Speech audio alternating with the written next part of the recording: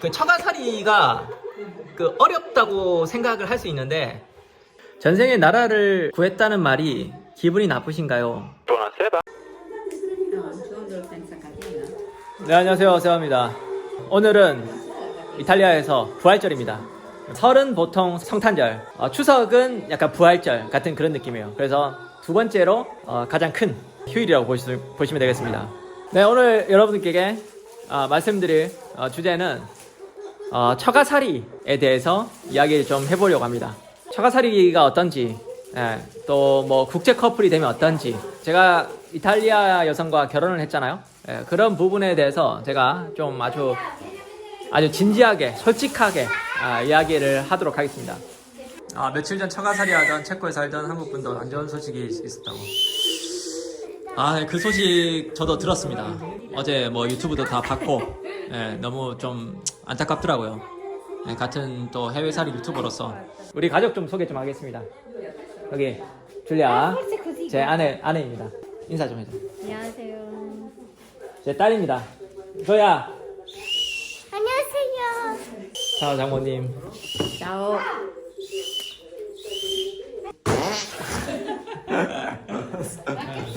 제 처남입니다. 지금 부활절이라서 우리가 음식을 굉장히 맛있게 먹었고, 부활절에는 이 비둘기 같이 생긴 이런 빵을 먹습니다.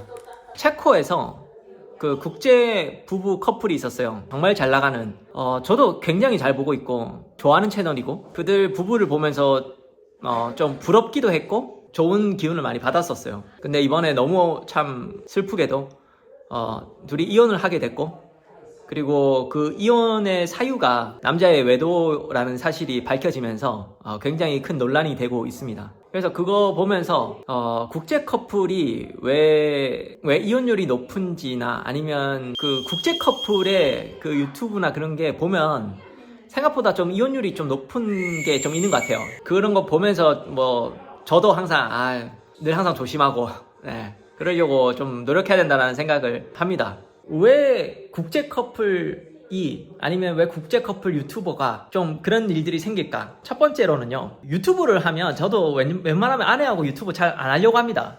왜냐하면 아내하고 국제 커플 그 유튜브를 하잖아요. 그러면 그것 때문에 엄청 싸워요. 왜냐하면 편집 가가고 그 사람들이 좋아하는 그게 있거든. 그거를 꾸며서 만들어야 돼. 그게 생각보다 굉장히 쉽지가 않습니다. 그리고 그 아내가 그런 걸 좋아하지 않지만은 사람들이 좋아하니까 그걸 해야 돼. 그러면 어떤 관계가 되냐면, 아내가 나의 사랑하는 사람이 아니라 왠지 나의 그 배우가 되는 것 같고, 그러니까 내가 감독이 되는 것 같고, 아내가 배우가 되고 약간 좀 하대하는 그런 느낌이 생겨요. 그러면 나중에는 아내가 좀 우습게 보이는 그런 게 좀 생길 수 있다라는 생각이 저는 듭니다.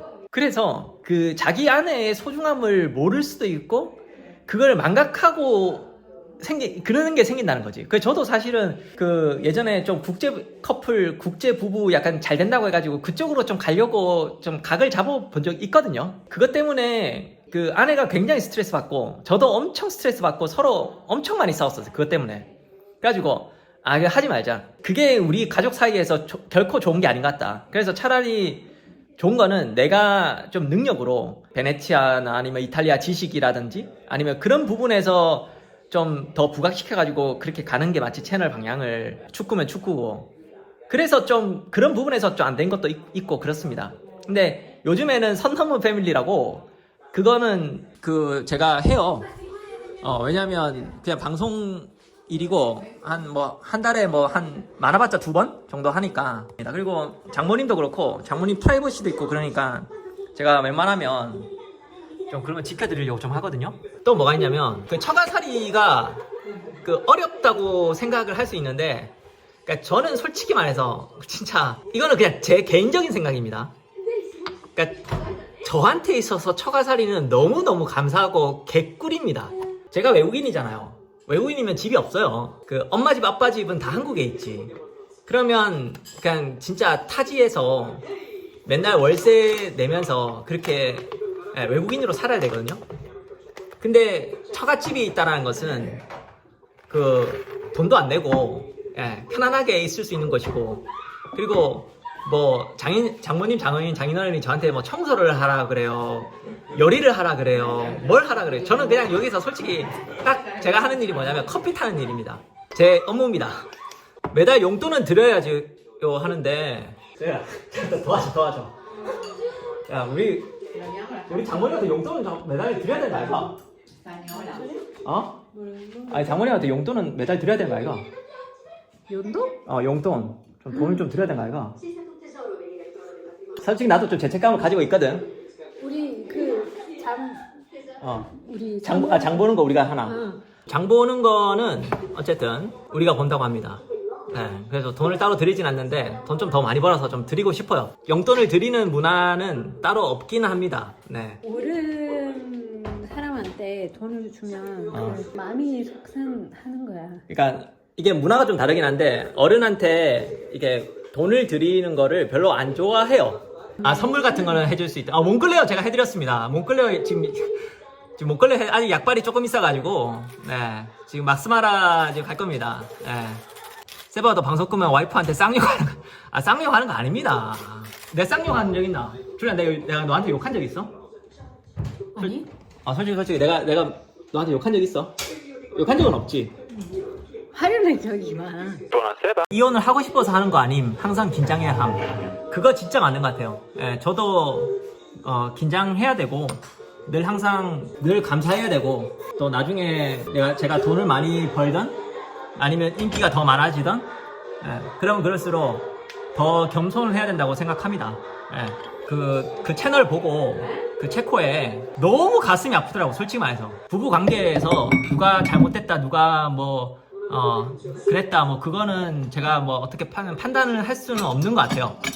근데 이제 지금 드러난 걸로는 이제 외도라는 게 있기 때문에 그거는 절대 커버가 안 되는 부분이거든요. 알렌코가 너무 가슴이 아프더라고. 잘 됐으면 좋겠다라는 생각을 많이 하면서 사실 저는 어제 좀 잠이 안 왔었어요. 저는 진짜로. 우리 조야 많이 컸죠?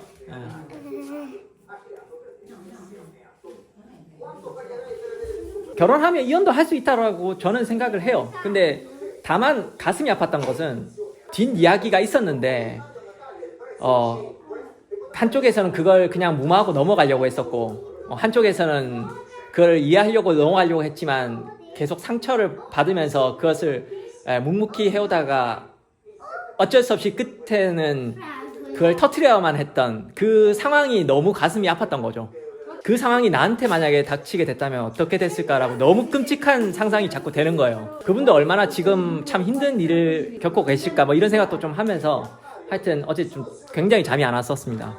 이렇게 특히나 한국 남자, 외국 여자, 국제 커플 이런 컨텐츠 자체는 결국은 남자가 매력 있어서 오는 것보다는 거기에 여자들이 매력 있어가지고 이게 그 한국 사람들이 구독하고 보는 경우가 많잖아요. 그렇기 때문에 촬영하면서도 사실 고마워해야 돼요. 늘 항상 저한테도 그런 말씀 많이 하시거든요. 전생에 나라를 구했다, 전생에 너 이순신이었냐, 그런 얘기 하거든요. 사실 줄리아 때문에 이런 어떤 많은 것들을 누리고 있고 안정감을 가지고 있기 때문에 감사함을 느껴야 된다고 생각을 합니다. 세마님도 김민재 선수랑 바람났잖아요. 잠깐 좀 외도를 했죠. 지금은 돌아왔습니다. 그가 이태리를 떠나기에. 커피는 역시 맥심. 카페 프론토. 제가 요즘 카페를 좀 잘 타고 있거든요. Buonissimo. 베로. 10. 베로. 10점 만점에 10점이래요. 이태리 사람한테 커피 칭찬받는 거 이거 쉬운 거 아닌 거 알죠? 특히나 여기 이 처갓집 식구들은 좀 혀가 굉장히 둔하거든요.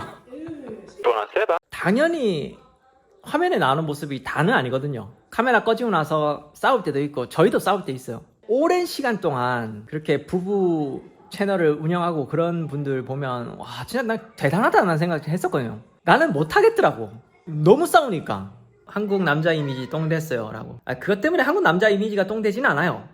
네, 그렇진 않습니다. 왜냐면 전 세계 남자들 중에서 뭐 한국 남자만 그런 건 아니잖아요. 우리 입장에서 한국 남자가 좀 그러지 않았으면 좋겠고 한국 남자가 그렇게 되니까 조금 우리로서는 참 아쉬움이 들고 좀 부끄러움이 있는 거는 맞잖아요. 예, 그런 거지 뭐 한국 남자 이미지가 뭐 똥됐다는 거는 모르겠습니다. 이게 남자가 적당히 생긴 거는 굉장한 축복이라 생각합니다. 저도 좀 솔직히 말해서 좀 생기다 말았잖아요. 굉장한 축복이에요. 일에 집중할 수 있고, 그리고 생각보다 유혹이 잘 없어요. 네, 그런 면에서는. 전생에 나라를 구했다는 말이 기분이 나쁘신가요? 좀 해석하기 나름이거든요. 어떤 쪽에서는 무슨 의미냐면, 야, 너 진짜 결혼 잘했네. 야, 진짜 좋은 아내 얻었다. 이런 의미가 좀 있고요. 두 번째 의미로는, 니 따위가 이런 아내를 만난다고? 니 따위가? 이런 의미가 좀 있어요. 예, 그렇기 때문에 이거 해석을 잘해야 되고, 자기 자존감 문제거든요, 이거는. 그 얘기 자체가 사실 어떻게 보면 칭찬이긴 하지. 이게 그 왜 기분이 나쁘냐면 그 서양 여자, 유럽 여자, 백인 여성 거기에 대한 약간 그 부러움이라든지 그런 것 때문에 사실 이 컨텐츠가 소비가 되는 거잖아요. 근데 이거 뭐 당사자들은 사실 그렇게 생각을 안 할 수 있는데 자꾸 주변 시선에서 자꾸 그렇게 보고 그러니까 이게 계속 나중에는 막 그 아내에 대한 어떤 막 그 칭찬이라던가 자꾸 쏟아내고 그러면 남자 같은 경우는 조금 뭔가 소외감을 느낍니다. 나도 괜찮은 사람인데 왜 사람들이 내 아내한테만 관심을 가지지? 그런데 컨텐츠 자체가 그것 때문에 소비가 되는 거거든요, 사실. 그러니까 아내에 대한 질투라기보다는 이 자격지심 같은 게 좀 사실 생겨요. 그래서 약간 사실 좀 국제 커플 약간 그런 이 컨텐츠가 찍다 보면 약간 이런 생각이 들어요. 내가 이걸 찍기 위해서 결혼을 했는지, 결혼을 해서 이걸 찍었는지. 그러니까 물론 찍기 위해서 결혼을 하진 않았지만은 마치 내가 이 모든 것이 약간 이런 구도를 만들기 위해서 약간 결혼을 하지 않았나? 약간 그런 회의감이 들 수가 있다는 거예요. 개그맨들도 그렇잖아요. 자기가 개그 해가지고 이렇게 웃겨야지 이게 진짜 딱 개그맨이라고 하지. 자꾸만 그 가족 예능같이 이렇게 막 그걸로 자꾸 애 팔아가지고 그 돈 벌려고 자꾸 그러면 자꾸만 그러면 이게 조금 문제가 될 수 있다. 그러니까 정체성에 혼란이 올 수 있다는 거지. 그래서 그 남자분이 본인이 그 이뤄놓은 게 없다고 계속 얘기하잖아. 나는 이뤄놓은 게 없다. 사실 그 유튜브로 이뤄놓은 게 많은 거거든요, 사실. 그렇게 하는 것도 참 대단한 건데 그런 소외감 때문에 이건 내가 한 게 아니다라는 자꾸 착각을 하게 되는 거죠. 충분히 잘하셨는데. 그게 좀 안타깝긴 합니다. 이런 얘기도 가끔씩 해요. 영주권 때문에 결혼했지. 그런 얘기를 하거든요. 본질적인 면이 뭐가 있냐면 부럽다예요. 그 투어 중에 어떤 좀 짓궂은 어떤 손님께서 아유 세바님 그 영주권 때문에 결혼한 거 아닙니까? 이렇게 그냥 장난식으로 얘기를 했었어요. 그때 내가 그랬었죠. 아 그렇게 생각할 수도 있죠. 근데 제 아내 얼굴 보면 그런 생각 못 할걸요? 이렇게 얘기한 적이 있었거든요. 예. 그럼 뭐 그냥 웃자고 얘기한 거고. 예. 그건 내가 아니면 그만이고. 마지막으로 국제 결혼을 하면 이 언어에서 아무리 내 아내가 참 한국어를 잘하고 그런다고 해도 그 뭔가 찰진 대화라든지 이 깊이 있는 대화에서 조금 막힐 때가 있으면 왠지 이게 좀 답답함이 있을 수 있어요. 그 답답함이 계속 지속적이다가 어느 순간 어떤 한국 여자가 말이 너무 잘 통하고 뭔가 잘 맞아. 그러면 거기에 훅 할 수 있습니다. 그래서 그 여자와 눈이 맞아버리면 이게 큰 문제가 생기는 거죠. 참 아쉽다. 약간 마치 반짝이는 스댕을 줍기 위해서 내가 쥐고 있는 다이아몬드를 놓친 것 같은 그런 느낌? 네. 그래서 마지막으로 외국 여자, 유럽 여자, 국제 커플, 금발 미녀, 국제 결혼 그런 거 부러워하지 말고 근처에 그 한국 여자 있으면 괜찮다 싶으면 결혼하세요.